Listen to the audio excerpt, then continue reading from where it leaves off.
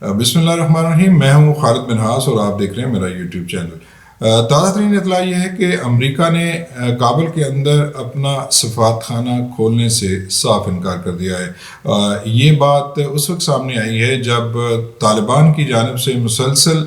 یہ بات کی جا رہی تھی کہ ان کی یہ خواہش ہے، اور یہ خواہش انہوں نے امریکہ تک پہنچائی ہے کہ طالبان کا جو سفارت خانہ ہے، افغانستان کا سفارت خانہ ہے واشنگٹن میں، اسے کھولنے کی اجازت دی جائے، اور جو قونصل خانہ ہے امریکہ کے اندر اس کو بھی کھولنے کی اجازت دی جائے۔ اور یہ بھی بتایا گیا کہ ان کی یہ بھی خواہش ہے کہ امریکہ کابل کے اندر جو ان کا سفارت خانہ ہے اس کو اوپن کرے، تاکہ جو سروسز ہیں لوگوں کو امریکہ کے حوالے سے جو دستاویزات چاہیے لوگوں کو، جو افغان امریکن مقیم ہیں ان کے لیے ان کے جو مسائل ہیں ان کو حل کرنے میں جو امریکہ کا سفارت خانہ ہے وہ کابل میں کام کرے۔ لیکن امریکہ نے اس مطالبے کو قبول کرنے سے انکار کر دیا ہے، اور امریکہ نے صاف طور پہ یہ بھی بتا دیا ہے کہ وہ اب بھی طالبان کو دنیا کے جو بدنام ترین دہشت گروپ ہے اس میں سمجھتے ہیں، اور خطرناک ترین گروپ ہے جو اس میں وہ سمجھتے ہیں۔ تو یہ ایک بہت بڑا سیٹ بیک ہے افغان طالبان کے لیے، جو اس بات پہ خوشی کا اظہار کر رہے تھے کہ ان کے 3 جو اہم رہنما ہیں ان پہ جو سر کی قیمت لگائی گئی تھی امریکہ نے اس کو ختم کر دیا ہے، اور اس کے بدلے میں ایک امریکی شہری کو طالبان نے رہا کیا تھا، اور اس کے بعد نیگوسیشن سٹارٹ ہو گئی تھی، اور ان نیگوسیشنز میں یہ بتایا جا رہا تھا کہ کابل کے اندر امریکہ کا سفارت خانہ کھولنے کی بھی بات شامل تھی۔ لیکن اب جو ہے امریکہ نے واضح طور پہ یہ کہہ دیا ہے کہ اس قسم کی کوئی بات شامل نہیں ہے، وہ افغانستان کے اندر اپنا سفارت خانہ نہیں کھولیں گے۔ سفارت خانہ کھولنے کا مطلب یہ ہوتا ہے کہ کسی بھی حکومت کو تسلیم کرنا ہے، کسی بھی ملک کو تسلیم کرنا۔ تو ابھی تک امریکہ کا یہی کہنا ہے کہ وہ افغانستان کے اندر جو موجود حکومت ہے وہ اس کو تسلیم نہیں کرتے ہیں۔ اس کے علاوہ اور صورتحال جو ہے وہ میں آپ کے ساتھ شیئر کرتا ہوں۔ گزشتہ مہینے ایک امریکہ کا ڈیلیگیشن آیا تھا جس میں ایڈم بہلر تھے، ڈونلڈ ٹرمپ کے جو یہ خصوصی نمائندے ہیں، اور جو زلمے خلیل صاحب تھے سابق حکومت کے نمائندے، انہوں نے افغانستان کا دورہ کیا تھا، اور طالبان کے جو فارن منسٹر ہیں امیر خان متقی سے ملاقات کی تھی، اور اس ملاقات کے بعد انہوں نے ملا ہبت اللہ سے بھی ایک ملاقات کی تھی، اور یہ خیال کیا جا رہا تھا کہ شاید امریکہ کے رویوں میں کوئی نرمی پیدا ہوگی، لیکن امریکہ کا رویہ بالکل اسی طرح سخت ہے۔ 2-3 چیزیں ہیں جو امریکہ طالبان سے چاہتا ہے۔ پہلی چیز تو یہ ہے کہ وہ باگرام ایئر بیس کا کنٹرول اپنے ہاتھ میں لینا چاہتا ہے۔ وہ اس خطے میں اپنی اسٹریٹجک پوزیشن کو مستحکم کرنے کے لیے باگرام ایئر بیس کو ہر قیمت پہ وہاں پہ اپنی پریزنس چاہتا ہے۔ تو اس حوالے سے کچھ سوشل میڈیا پہ کچھ خبریں بھی جو ہے وہ چلنا شروع ہوئیں، اور یہ بتایا گیا کہ امریکہ کا ایک طیارہ باگرام ایئر بیس پہ اترا ہے، تاہم اس کی آزاد ذرائع تصدیق کرنے سے نہیں کر سکے ہیں، اس لیے اس حوالے سے کچھ کہنا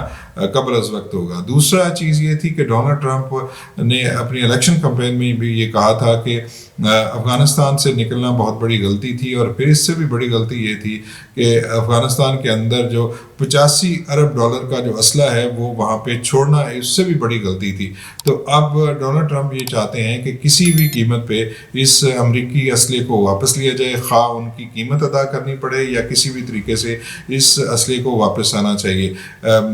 جو طالبان یہ کہتے ہیں کہ چونکہ یہ تمام کا تمام اسلحہ انہیں سابق حکومت سے ملا ہے اس لیے یہ ان کی ملکیت ہے۔ اس کے ساتھ ساتھ یہ چیزیں بھی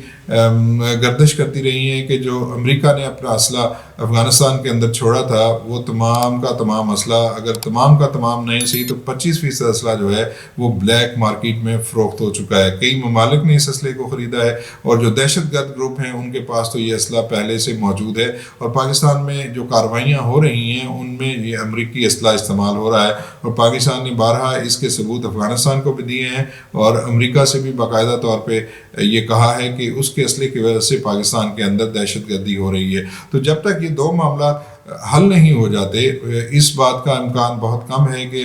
امریکہ جو ہے وہ افغانستان کے اندر اپنا سفارت خانہ کھولے۔ اس وقت جو معاملات ہیں وہ قطر کی ایمبیسی جو ہے وہ افغانستان کے معاملات کو دیکھ رہی ہے، اور وہ کوئی بھی معاملہ ہو تو قطر کی ایمبیسی سے رجوع کیا جاتا ہے، اور وہ یہ تمام معاملات کو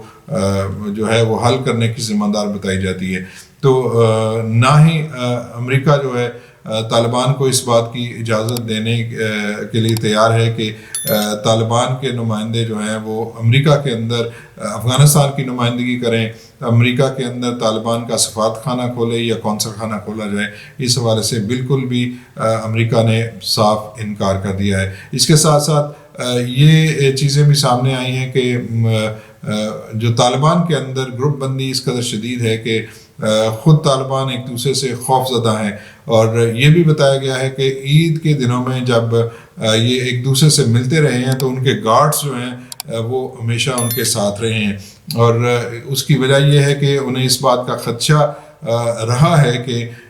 کوئی خودکش حملہ آور ان کو ہلاک نہ کر دے۔ یہ صورتحال میں آپ کے ساتھ شیئر کر دیتا ہوں۔ ایک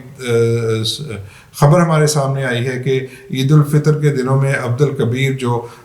طالبان کے منسٹر فار ریفیوجیز ہیں، انہوں نے طالبان آفیشلز کے ساتھ ملاقاتیں کی ہیں، اور جو افغان ایلڈرز ہیں ان کے ساتھ انتہائی ٹائٹ سیکیورٹی میں ملاقاتیں کی ہیں، اور جو تصویریں جاری کی گئی ہیں اس میں یہ صاف طور پہ دیکھا جا سکتا ہے کہ اس کے طالبان کے جو گن مین ہیں جو امریکی اسلحہ سے لیس ہیں، وہ تمام کی تمام ملاقاتوں میں موجود رہے اور منسٹر کے پیچھے وہ کھڑے رہے۔ کوئی ایسا موقع نہیں آیا جب منسٹر صاحب جو ہیں وہ بغیر ہتھیاروں کے یا بغیر سیکیورٹی گارڈز کے کسی سے ملے ہوں۔ اور اس کی ایک وجہ یہ بتائی جا رہی ہے کہ اس سے پہلے جو منسٹر فار ریفیوجیز تھے وہ ایک خودکش حملے میں ہلاک ہو چکے ہیں، اور اب چونکہ یہ جو کبیر خان ہیں ان کو یہ خدشہ تھا کہ عید کے دنوں میں کوئی ان پہ خودکش حملہ نہ کر دے، تو اس لیے انتہائی ٹائٹ سیکیورٹی میں انہوں نے ایلڈر سے بھی ملاقاتیں کی ہیں، اور جو طالبان کے ہائی آفیشلز ہیں ان کے ساتھ بھی یہ ملاقاتیں کی جا رہی ہیں۔ تو طالبان کے جو رہنما ہیں انتہائی خوفزدہ ہیں کہ کسی بھی وقت کوئی بھی ان پہ خودکش حملہ کر سکتا ہے، تو اس لیے یہ کہنا کہ طالبان کے افغانستان کے اندر سیکیورٹی بہت اہم ہے اور وہاں پہ امن و امان کی صورتحال